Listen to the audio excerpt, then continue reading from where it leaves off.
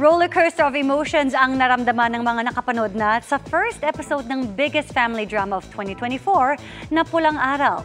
First collab yan ng GMA at Netflix, kaya bonggang red carpet event na nirampahan ng cast in their costumes. Makichika kay Nelson Canlas. That's it.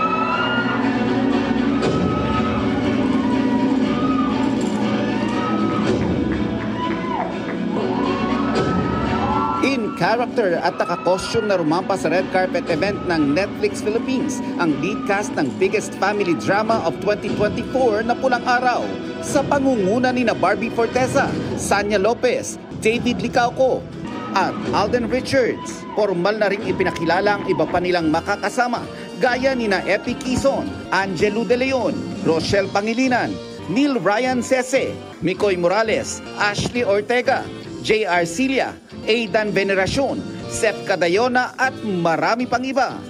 Dumating sa red carpet event sina GMA Network Incorporated Senior Vice President Attorney Annette Gozon Valdez, SVP for Entertainment Group Lilibet Razonable at iba pang opisyal ng Kapuso Network.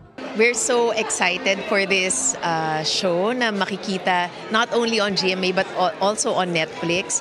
It will expand our audience at gustong-gusto natin na mas maraming makakapanood nitong show na to kasi napakaganda talaga and we're really proud of this show. We're very grateful na ganito yung kumbaga pagsalubong ng Netflix sa ating Pulang Araw at sa GMA.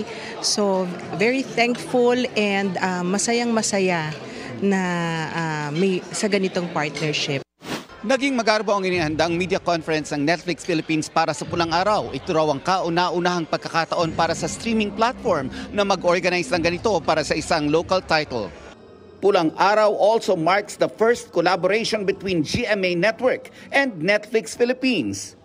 Ipinalabas sa event ang unang episode ng serye na napanood ng mga dumalo, kabilang na si National Artist for Film and Broadcast Ricky Lee. Pagkwento ng patriotism, pagkwento ng pagmamahal sa bansa, I think makaka-relate yung tao. I think mahalaga na paalalahanan na mahalin natin ang Pilipinas, mahalin natin ang pagiging Pilipino. May feel talaga siya ng 1940, so parang tinatransport back in time ka. So yun, yung emosyon, grabe. Pati yung pag-arte, yung editing, so nakatulong. Ang daming revelations sa artists nakasali dito. First episode pa lang, binigay na ang lahat. If you were able to go to the set lang every taping, you will realize how passionate everyone is working on set. Kaya ganun yung nagiging resulta.